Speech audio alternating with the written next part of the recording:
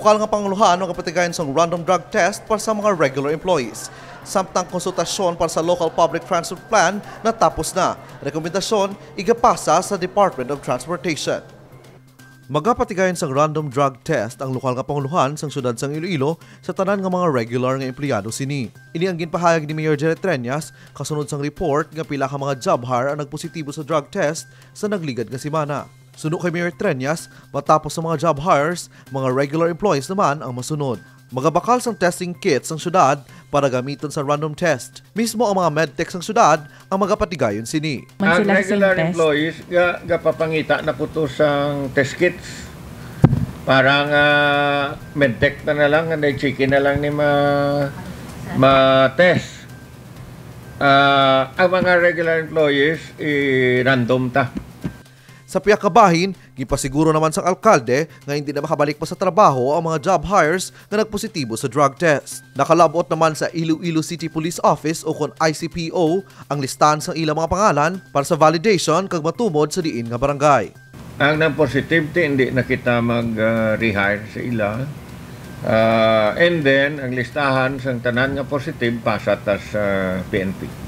Sa nagligad nga semana, may 3 kaadlaw ang mga job hires para makapaidalom sa drug test kapag pasa sang resulta. Para naman sa regular employees, on the spot ang pagpahibalo para sa random drug test sa Iloilo City Hall. Katuyuan sini among pagtinlo sang hanay sa mga empleyado, ilabi pa nga nagahatag ang mga ini sang serbisyo para sa publiko. Kevin Patrick Kasipe para sa Level Up Patrol. Natapos na ang ginhimo nga konsultasyon sa nagkalain-lain nga sektor para sa Local Public Transport Plan o kon LPTRP. Pinakauli mo ang Transport Summit kag ang sinapol upod sa taga-probinsya sang Iloilo. Suno kay Mayor Jerry Treñas, napresentar na ni TMTRO Head Jack Cunlo ang mga rekomendasyon ilabi na sa mga bag-o nga ruta. Igapasa ini sa DOTR kag hulaton ang ilang manginsabat antes liwat nga talakayon sa Iloilo City Council.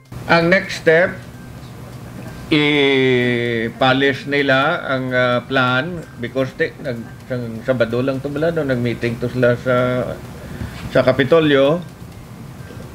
Submit na yun sa DOTR.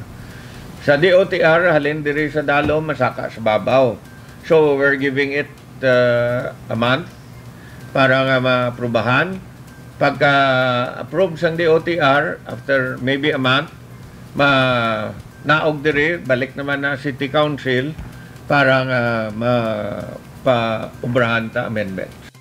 Madumduman, Honyo 12 ang inisyal nga ginpatuman ang LPTRP kag didto nakita ang kakulang sang unit sa mga salakyan nga magaserbisyo sa pamuluyo ilabi na ang mga estudyante kag trabahador gikan sa probinsya. Gani makaduwa ka besta nga temporaryong ginsuspend ini para hatagan sang kahigayunan ang maid-id nga konsultasyon. Base sa mga rekomendasyon, may mga ruta nga gin-extend o kung ginpalaba para maserbisyohan ang mga burutuan o kung mga establishmento. Mayara man ginpabilin nga pila ka mga ruta bangon sa nakita nga importansya. Kevin Patrick Kasipe para sa Level Up Patrol.